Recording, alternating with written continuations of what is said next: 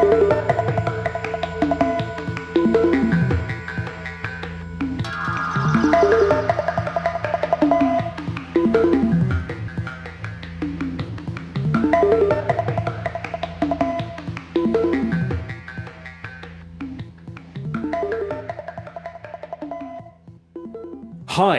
and welcome to the Improvisors podcast.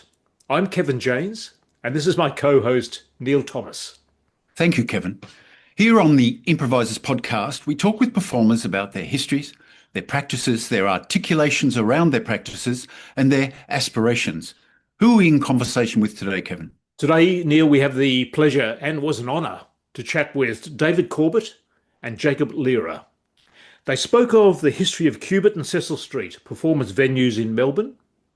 They spoke of the significance of their practice of unknowing and also their long-term involvement with the performance ensemble State of Flux. They mentioned being YouTube pioneers and legends. They talked of the importance of long-term continual practice and climbing the anxiety mountain. I hope you enjoy this conversation as much as we did. Yes, let's go. Welcome to the Improvisers podcast, Jacob Lehrer and David Corbet. We are so thrilled and excited to have you with us from your various parts of Australia today. You are legends and a big part of Australian history of improvisation. Let's begin the conversation with you musing and explicating and extricating the details in a brief form of improvisation, contact improvisation, how you got together and what you've been up to. Go. Thanks, Neil. It's really lovely to be on the podcast. Actually, I have watched a few of them and enjoy it.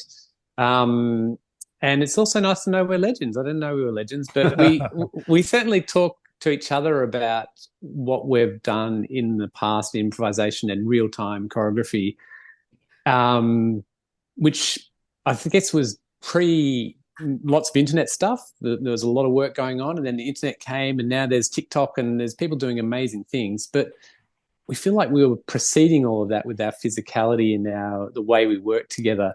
And we missed the boat for TikTok and stuff like that. So we would have been like really famous. Yeah, because improvisation's huge. No, but Jacob and I met at the VCA at a jam. And I'd only just started dancing, having a background in music.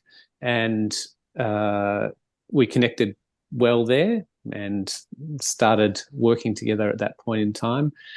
But only not as performances, but just as going, oh, this works, it feels good as dancers.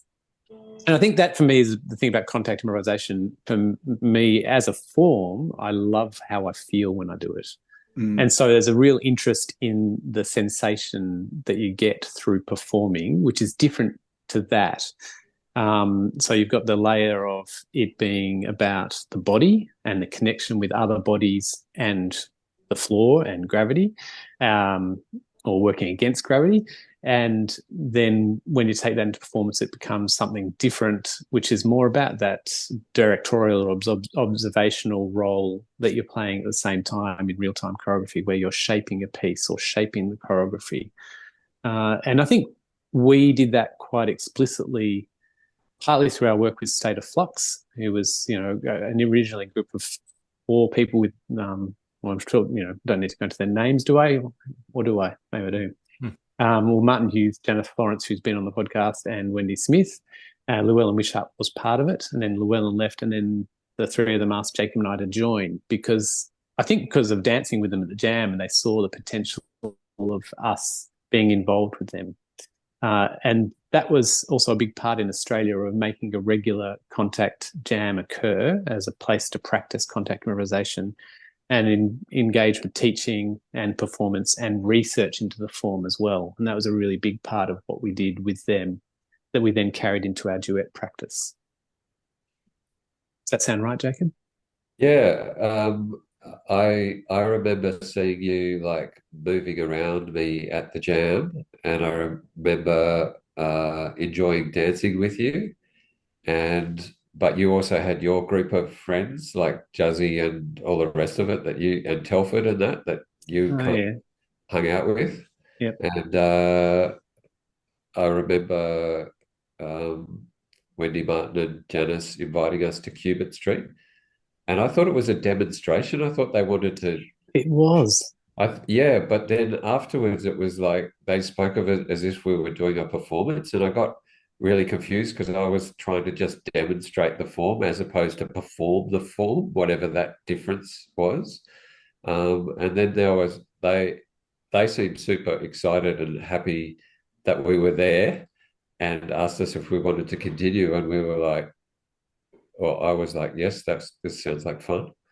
And yeah, it's great that you said the research because yeah, we really went deep in the research and we had the Wendy's Skinner releasing, Martin's Contact, um, And some BMC work, body mind BMC, centering, yeah, which was sort of from Llewellyn as well, but you know, I sort of played a little bit of a role. yeah. And so I mean, I feel incredibly privileged that I was surrounded by this multi-generational dancers with all this information. And then I got to work amongst them and get to soak up all this somatic information, which could just go into my dancing. Um, and I remember us dancing with them, and the feedback people were saying, "Oh, you and David dance really well together. You and David dance really well together." And we're like, "Yeah, but we also dance well with them as well, and it's a great group, and we could do both." So, yeah. It I think seems what like it seems like you broke ground at that time, both with State of Flux and obviously with the duet work that you were doing of performing the form. You mentioned before that difference between presenting the form and performing the form. So could you talk further about performing the form, about that sort of transition from contact improvisation as a more of a jam and sort of interactive event versus presenting it with either purpose or with intention? There's always a conversation around how do you perform contact improvisation, and because often, well, at least back then, when people would perform the form, they would go very internal and introspective often. But both David and I and State of Flux had also performance experience of not contact improvisation. So Mm. understanding theatrics, understanding what it means to work with an audience and so forth. And so we just started to bring all of that information in. And we didn't really know what we were doing, which is, I suppose, good when you're improvising. And we got support at the meat market. We were just given space, and just by being given space and time, we were able to work and muck around. And then we were given time and space at the Choreographic Centre in Canberra, and we got to just work. And Mm. we found out very quickly that we just us two wasn't enough.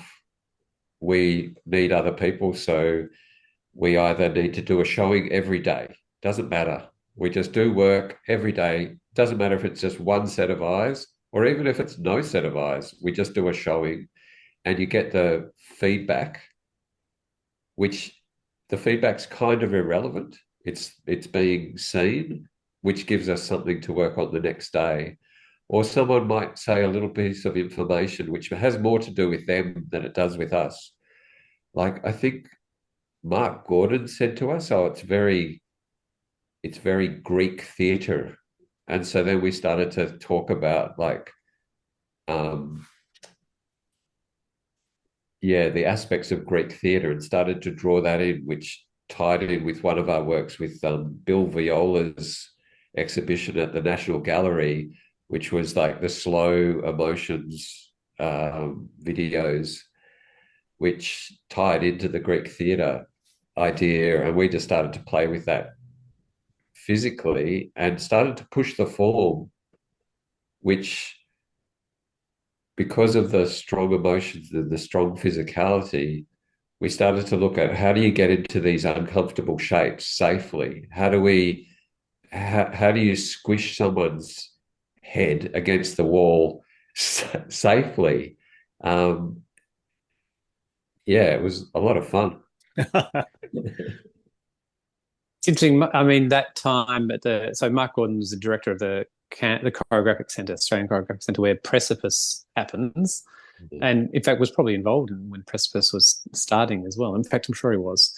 So he already had a very real interest in improvisation as well. But being a choreographic centre, it was that focus on process. That's what I sort of really enjoyed about it too. About what are the processes that we engage with to create a piece in real time. And it is about that practice of performance too. And I think, that comes through from that whole Corbet Street, Al Wonder and Andrew Morrish. You have to practice it. You have to do it and do it and do it, to improve your understanding of it.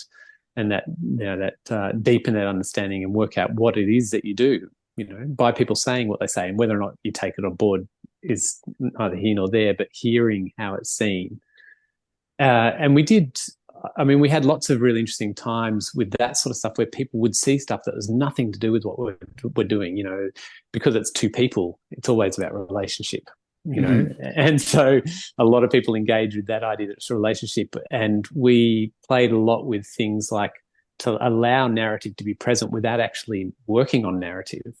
So gestural things maybe that we were doing as physical movements, like squishing someone's face, but actually going, what's the weight of pressure I can put into this point? And that's what I'm concentrating on. But to someone, it looks like there's a narrative of something going on and they're making that story out of it, and being aware of that without driving it as a particular narrative. So which is very choreographic. It's very dance. There was that time, do you remember, David, at the Choreographic Centre, and it was during a performance and I was sitting underneath you and I was seeing how much of a curve I could make my spine. That's what I was doing in the performance. And you were over the top doing this like action like this. And you told me later you were just cooking, like you were just putting salt and pepper over the top.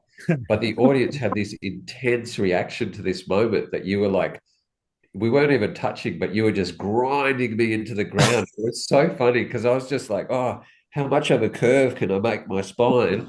And you were just putting salt and pepper on top. Yeah. So it was really lovely to realize how much people pour their own story when you allow them space and time to do it. But I just wanted to touch on what you were talking about, David, of like practicing performance and using stamina techniques. Because when we got back together, it was like we'd try to perform and we couldn't even do a minute. And so we were like, okay, so we just used the Fibonacci sequence and we would just go, okay, let's do a minute. Okay, let's do 1 more minute. Okay, let's do 2 minutes. Okay, let's do 3 minutes. Okay, let's do 5 minutes. And by doing that, we would build up our performance stamina. Yeah. Yeah. It's true. Well, just thinking back to other practices that are based in contact improvisation as well, things like the small dance, which I'm sure a lot of people are aware of, which is basically the reflexive dance of the bones, where you're standing. And we used to do durational practices of that as well, where we would stand and we'd put on a timer and we would push out how long we could do it. I can't remember how long we got to, like an hour, 45 minutes. Anyway, a long time of just standing. And our understanding of time became really acute as well, in that we would almost always know when the alarm was about to go, depending on the timings we set, which was part of practice as well. So when you're performing, you're aware of duration and you're able to then make change according to the duration to make a piece, because that's what a piece is, right? Start, middle, and end. And shaping a piece becomes about knowing when things happen and bringing things back, and tying off loose ends, or not tying them as well, if that's the decision. Our first, I remember Excavate, which was like our first long full length work. We started by greeting people, and then it was just the lights were on, theatre lights, not fluoros. Once the audience was seated, we just turned our backs to them, and then we just began. There was no music.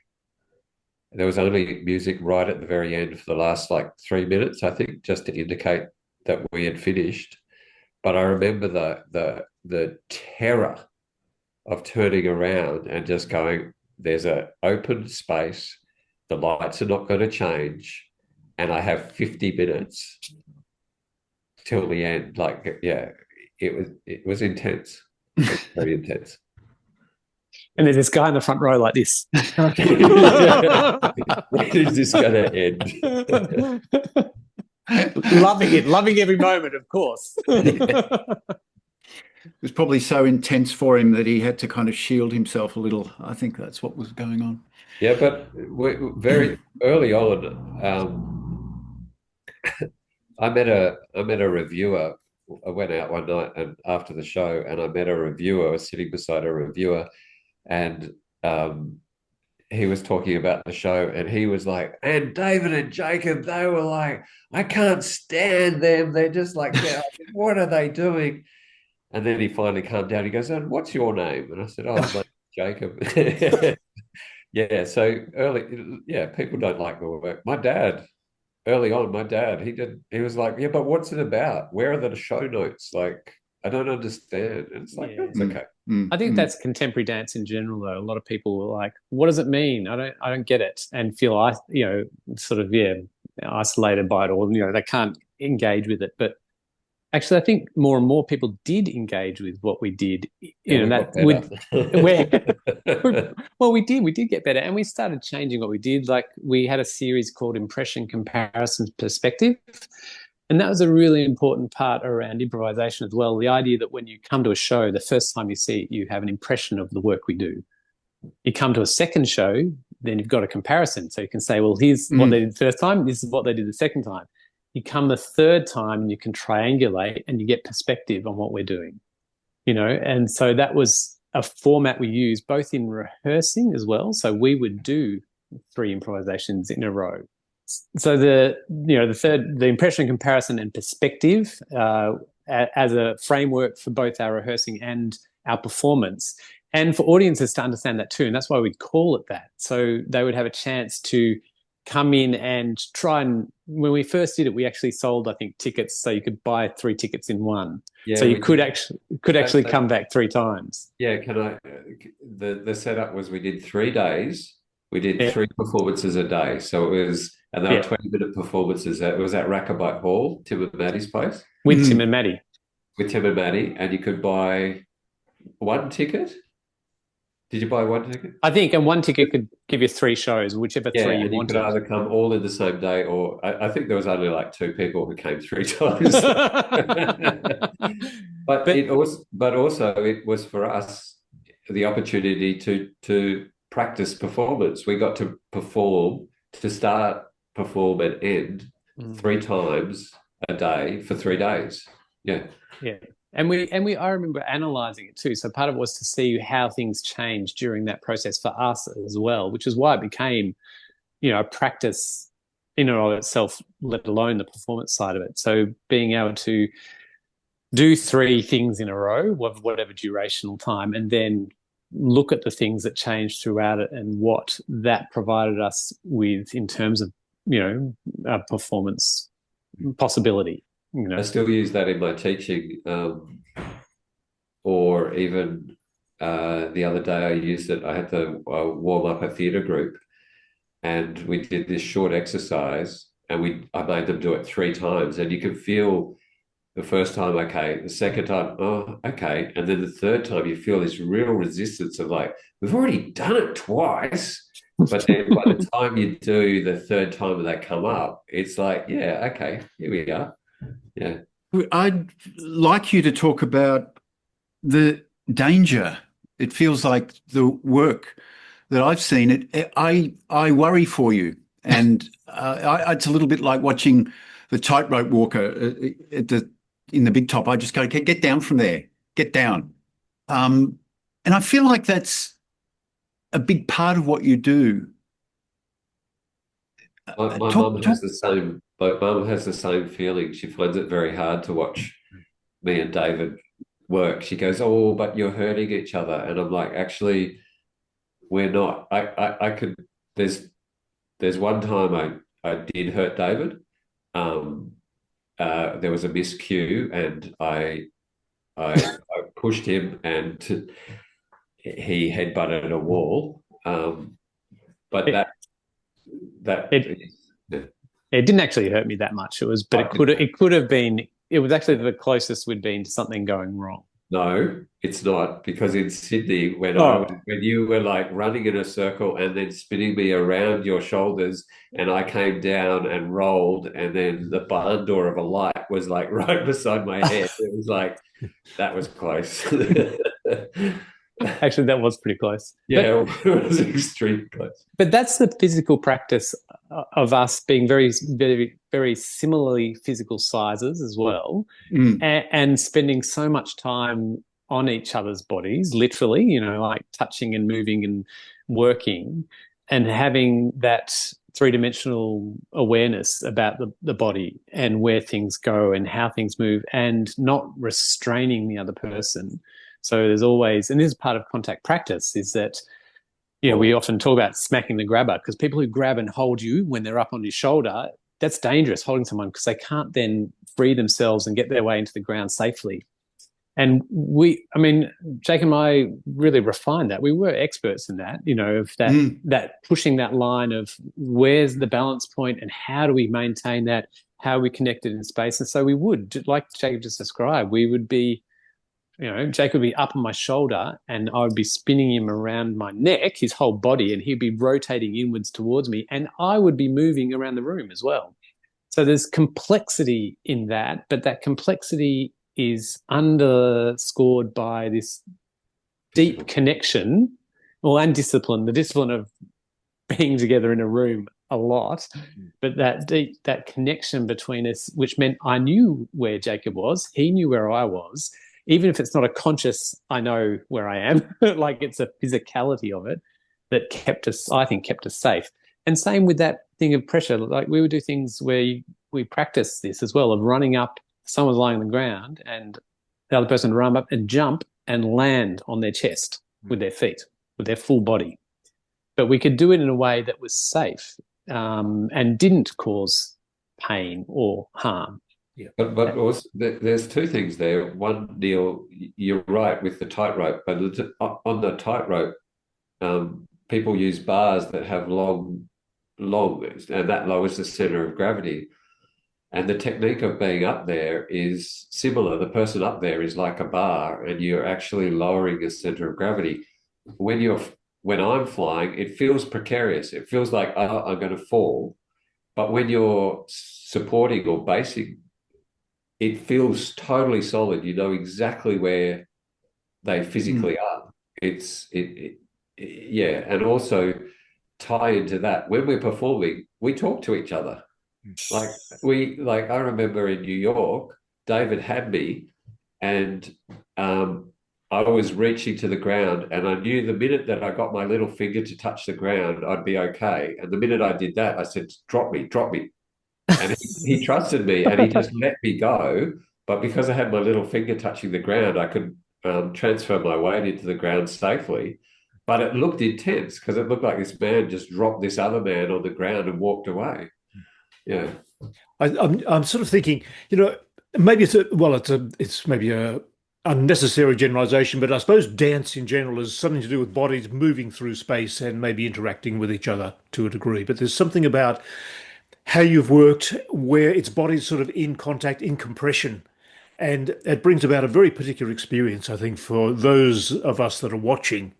And as Neil said, it often feels both precarious, it feels dangerous, it feels sort of it feels intense, as though the reality of bones and muscles is being pushed to the limit. And that brings about, I think, a particular Yeah. experience. And the fact that you were able to explore that over such an extended time and really get to know that domain of compressive, Well, resistance is quite significant. Steve Paxton, who invented, came up with contact improvisation. His original a couple of his interests. One is what's the dance of the spine. So as opposed to the periphery dance, what's the dance of the spine? But the other thing he was interested is in impact. How do bodies impact? And so we very much come from that place. Like very early on, we were playing with impact. These days, it's very much contact is listening and rolling, which it is, but we also got introduced to that impact. Like how do you run and jump at someone, and then how do you, when someone's running and jumping, how do you open yourself up and absorb that impact and take it into the ground as a technique, not to perform, but as a technique, just for fun, because it's fun. Yeah. And the idea of displacement as well, of displacement Totally. of energy and momentum. How do you contain that and move it? And I guess, Jacob before saying about knowing where someone is safe if they're up on your shoulders, actually that not everyone knows that. I think it is you have to train to get there, and it's about a practice of presence as well. And that's part of why I think contact is great as an improvised performance form as well, or utilizing it, is because to be safe in those moments, you have to be entirely present in your body. You can't be drifting off too much. And so being present means that I am aware of my surroundings. I'm aware, and this is that stepping back and looking more with the director's eye. I'm aware of what's going on, what's come before, what's going after. And that is time to do that. You have to just keep doing and doing to get better at exercising that muscle, the muscle of knowing that at this point in the show, when I've been cradling Jacob and is doing all this effort and he can touch the ground and he says, drop me, I know the dramatic impact that's going to have without knowing what it's going to mean to the person who's seeing it either. Yeah. I think being present as an audience member as well, there's something about having watched you, it's like I can't take my eyes off you because of both the intensity and the sort of readiness to sort of, wow, what's going to happen next? And so it brings about, there's something about being present to your work that is immediate and quite solid in a way. It's like a solid presence between you, and I think it brings about a type of presence from those witnessing that is binding in a way. Yeah. I remember about I think it was 7 years into us practicing, somewhere in there, David and I were teaching a workshop, and again, we'd been privileged to be taught how to teach by great teachers, and we'd started our own teaching practice, and we'd put the information into the class, and then there's always that point where you're not sure if the information's working or not, and we would often get concerned at that point and then put more information in. And there was this class, it was at Cecil Street Studios, and we said, oh, actually, let's just wait and see what happens. And for me, at least, it was a moment of dealing with an anxiety that I didn't realize that I had, and noticing that if I feel that anxiety rise, if I wait until just over the hill, just wait till it just comes down a bit, there, it's better over there than to change in that moment. And that definitely influenced my performance and my teaching and myself. Even today, I think of it like when it's like, oh, and I'm like, hang on, I'll just wait until I'm not anxious, and then it'll be okay. And I feel like that really affected our performance as well, because in performance, when you feel that anxiety of like, oh, I've got to change or something, we were able to go, well, what if we change when we're not anxious, when we don't have that feeling? And that reminds me of the practice which we did for years, which was not knowing. We actively practiced not knowing, which, as I remember it, the practice was every time you think you know what you're doing, you had to not know. You had to open yourself back up to all possibilities in that moment. Yeah. Yeah, it definitely was. And being comfortable in not knowing. I think that was part of the practice of actually, instead of being in fear and discomfort, of just going, okay, I don't know, I can be comfortable with that, and allowing, which then puts you in that position for change to occur as well. You know, and part of that also is with sticking with, as well as another little technique of like staying with something.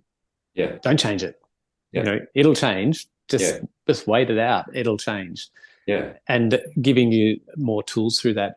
But the not knowing, I really, I still love that too. I mean, there's a truth to it and a non-truth to it, because of course we know heaps. But, you know, like there's so much in a practice and longevity of practice and performance and watching and all the other things we do that exists there. And the not knowing is just trying to switch off the idea that you're trying to make it be something you want it to be in improvisation. Because that's the not knowing. The not knowing is, instead of trying to make it be this brilliant thing, you're just going to allow it to be, you know. I accept. Yeah. And then generally great things come out of that not knowing, usually. I wonder if you could talk about, or you're inclined to talk about, the difference between working with state of flux in an ensemble of five, improvising with five, and working as a duet, David and Jacob. The differences between the two, because I'm interested in larger group improvisations and how that works. So I always say these days that a good ensemble takes 10 years. Takes 10 years. If you want a good ensemble, it takes 10 years, because we chipped away with State of Flux. We just chip with the conundrum. And it wasn't, we were okay before the 10 years, but by 10 years, the five of us, it was just beautiful. Like it was the ability to read each other, read the room, read the timing. And it relates to contact improvisation as well, because when you start learning contact improvisation, well, first of all, you've got to be comfortable in yourself, and then you have to be comfortable rolling with one person. And then the minute there's one more person, it's like, it's not 1, 2, 3, it's 1, 2, many. And the minute that there's many, it explodes in all different directions. And I remember with State of Flux, just the complexity of ensemble work, because I think we'd always do like, wouldn't we do like 7 minutes, or we'd do 13 minutes, or for years we could only do like 7 minutes, and then we could only do like 13 minutes, and then like around year 7 or something like that, we were like, yeah, actually we could do 18 minutes. And it was a good solid 18 minutes. Yeah. I mean, I think there's both sides though of similarities and differences between 5 and 2. In that, I think when there's 5 and you can allow so much more space as well. You don't have to do something, you know, in terms of a compositional approach, you know, whereas when there's 2, you feel more that need to do something, but actually the truth is you don't. There are times when, like within our performances, in our, you know, that hour-long pieces, where one person would stop, just completely stop, just wait, let them perform, and then the other person might stop too, and there'd be that idea of stillness and space. And so, even though it's probably easier in a bigger group, it was still the same way of thinking about it that you'd use. Yeah. And foreground, so, say that again. Foreground, background, yeah, those sorts of thoughts. But certainly, I felt less stressed in 5, I think, because you know, when you're feeling comfortable and confident about your, you know, the group work and the group you're working with, someone's going to be a genius somewhere. Yeah, and it was also it was like more friends to play with, and more combinations. And I suppose that's what I was getting at, is become more and more comfortable with the different combinations. Mm. Yeah, I mean, we did a significant amount of work with Janice and us, because it was really fun for us to play with the edge of how far Janice would let us go, and how far we wanted to go with that as well. Yeah, it was a lot of fun, and that was very intense for the audience. Very intense. Yeah, it really was. I have very strong memories of seeing that. Yeah, it really hits hard. Beautiful, Yeah. just so beautiful. Yeah, yeah. We once did a gig with Janice, actually, Jacob and I and Janice, at an engineers convention, people who That's right. make stuff for, people with disabilities. And, we, we danced with Janice, and we had her out of the chair, and, took the chair off her, and all three of us on the chair and stuff like that. And dragged her along the ground. Lifted her up and carried her, and, but did a performance. And at the end, I just remember the engineers coming, though, and they were just so interested in the chair. We'd done this amazing stuff with this, incredible performer, and they're just like, it's amazing how many people the weight going through the wheels, and when you were on the angle, and it was like, oh, that's what you saw. Okay. I'm wondering if we could just do a brief history of Corbet Street and Cecil Street. Nobody has done this before on the podcast, so without labouring it too much, I think you've both been involved in the sort of in the fullness of the historical context of improvisation in Melbourne. So together, can you maybe just talk us through the sort of history of Corbet Street, Cecil Street, and maybe contact improvisation as it's there for you? Just a brief synopsis. Yeah. Corbet Street, I was young, and I only heard about this guy called Al Wonder, who had this place called Corbet Street. And like I said, my experience was going down there with Wendy, Janice, and Martin, and doing this performance. I didn't actually work with Al Wonder down there, but I know that a lot of people did. I'm more aware of the Cecil Street studios with Martin and Fiona finding this place and setting this place up. David, do you know Corbet Street? No, very similar. I mean, I'd seen work there. So Born in a Taxi and a few other groups performing there. So I'd been to quite a few performances, and I'd been to a couple of contact classes there as well. So it did have that sense of being a hub around improvisation.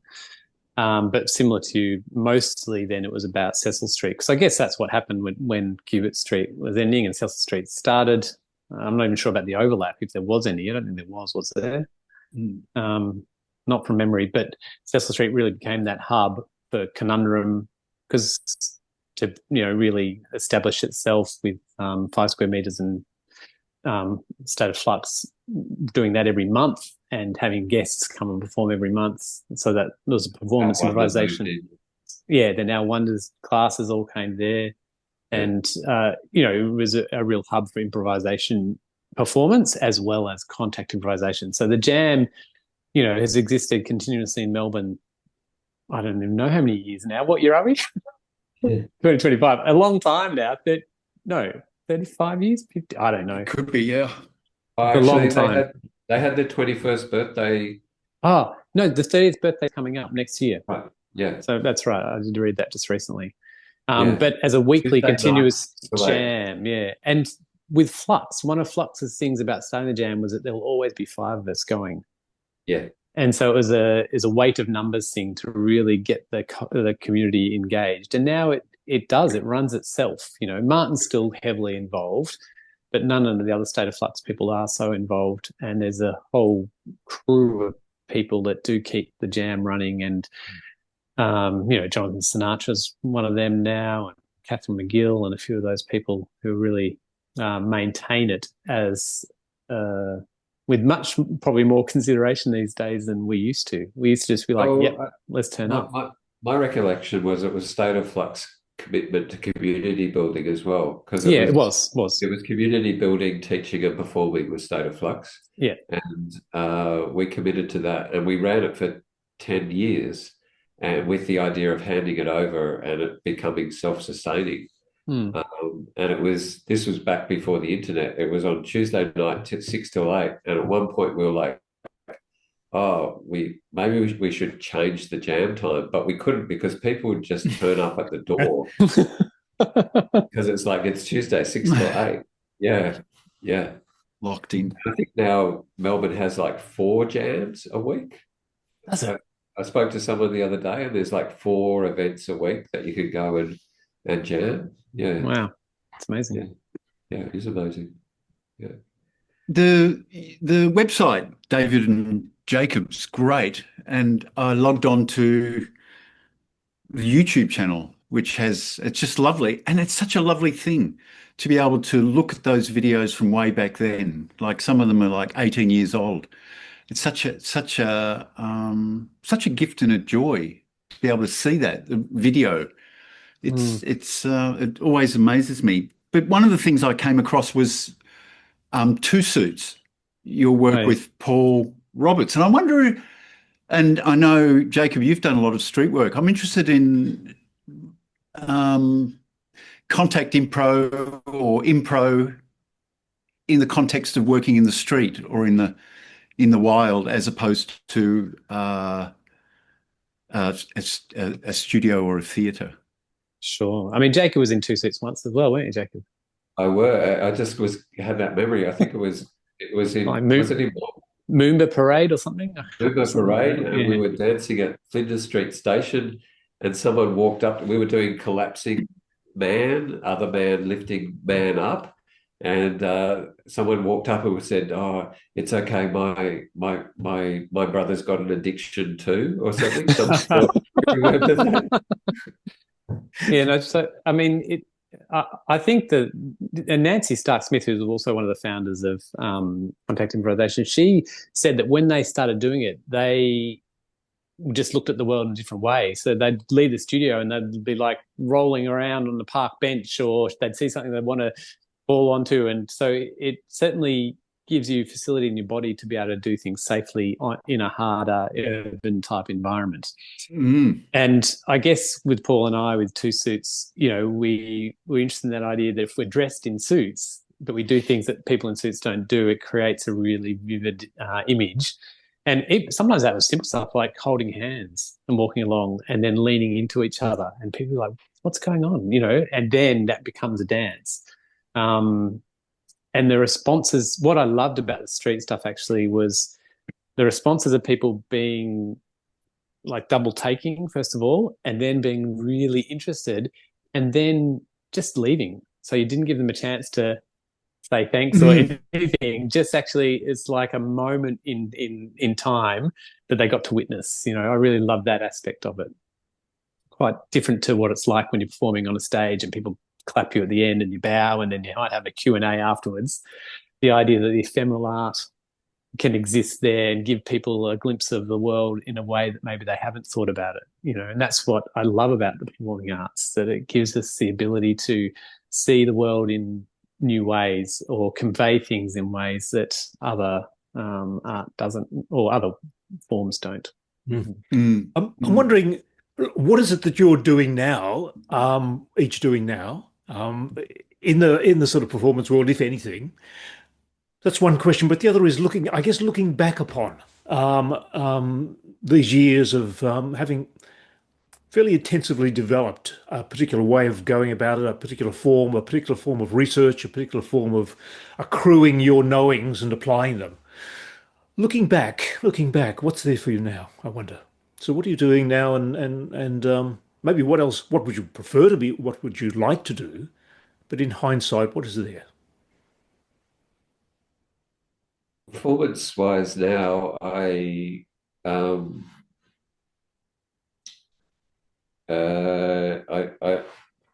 work a little bit with I do a little bit of puppetry and performance with some colleagues. I teach at WAPA, the academy over here, and I do some movement directions, often for theatre. I do movement direction for theatre. And I dance. I've started going back and regularly dancing, which has been in the last 6 months, which has been, very fun. Because there's a big jam over here. Like Jackie Otago has been nurturing the jam over here, and it's between 14 and 20 people. Like it's large. I don't work full time in the arts anymore. But David and I have been talking about heading to something next year, because a couple of the principles we had were, I can remember two of them: history, longevity, and sustainability within the practice. So, we're about due for a get together and a roll around. You heard it here first. Knock some edges off. Yeah, book your tickets.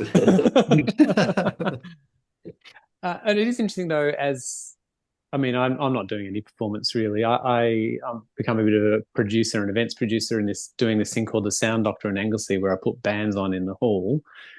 I did present at the Creative Careers in Medicine conference not that long ago, which was kind of fun to do. But I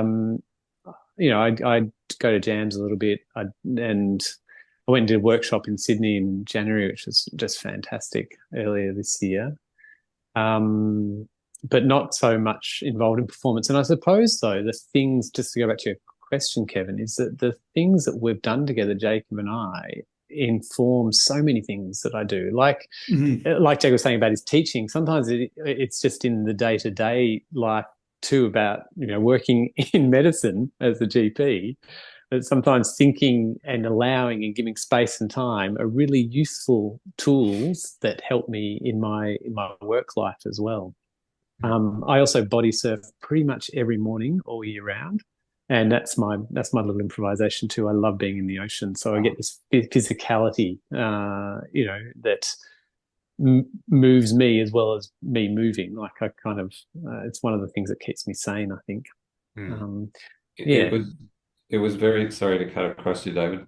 It was very lovely to get the invitation for the podcast and to kind of have all of this surge of memories and history and buried knowledge, which all kind of came flooding back up. Like an acknowledgement that it wasn't a hallucination and it did happen. And there was some value in there, because it's very easy in today's world that this stuff gets trampled on. Yeah. And I often talk about this, but live performance is one of the true vinyl, gritty, real things we have left, when there is so much digital, even like this podcast, that reality of being in a room with people, whether it's music or performance or dance or whatever it is, there's nothing can replace that. And I love that I've had a life in that, and that now, and we do have plans. We haven't set dates, but we've got plans for next year. And it won't be what we were, because of course we're much older than we were. So physically our capabilities aren't where they were. So Neil, you probably wouldn't be as scared. I don't know. Oh, you don't know? Okay. Old men dancing. But maybe we're reaching a point where we need to finish the podcast soon. And David, that mention you just made of live performance being one of the sort of few places where that sort of lively interaction is still happening is a great confirmation. Thanks for sort of flagging that at the end of the podcast. I'm wondering if there's anything that either of you might like to add to what you've said already, anything that's sort of burning you might like to mention now before we do finish. Yeah, I'd like to pick up on Neil's comment about being legends, and I just want to tell you how much of a legend we are. because David came to me years and years and years ago, and he said, "Oh, there's this thing called YouTube, and you can put videos up." And I was like, "Oh yeah, okay, put it up." This was back before bots and all the rest of it. David uploaded this video of us dancing, and for the first 7 years, that video was watched every 20 minutes.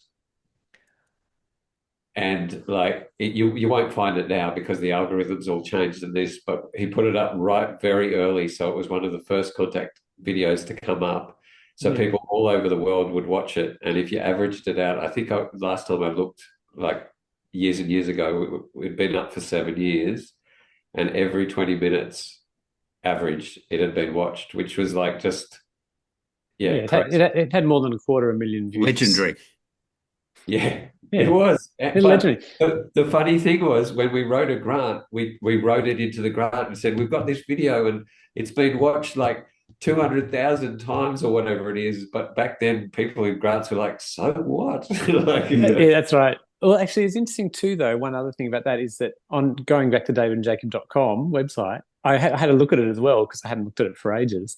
And we used to blog. We used to blog about our processes. And so even when we did Excavate, we did a blog where we'd have photos and we'd talk about what we were doing. So there's actually this archive of our process that still exists out there. And it's funny because there is one that I read just the other day. It's talking about how when we went to New York, how we used this thing called YouTube and how good it was because we didn't have to send anything to the States, so they could see footage of what we were doing and how we convinced them. And, so it's a real snapshot in time but about, processes of being an independent artist, back in the 90s. Great. So much has changed. well, It's time to say goodbye. So a huge thank you, Jacob and David, for your company and your reflections and the conversation. It's really rich and lovely, and it really is fabulous for Kevin and I to be able to, channel along with you. Or surf along with you. Maybe the metaphor, Kevin. Look, yeah, we've been so keenly awaiting this chat today, and I think on the tail of what Neil just said, I'd further like to confirm how significant the place has been in Australia performative history that you've played, and over 250,000 YouTube views. well, more than confirms that. But thank you so much for this morning, and thank you so much, I guess, on behalf of all that have sort of watched you, learned from you, and been stimulated by your work for all that you've offered. thank you very much. It's been fun. I agree. Thank you very much. Really enjoyable. Great. Thank you. Keep on rolling. Literally.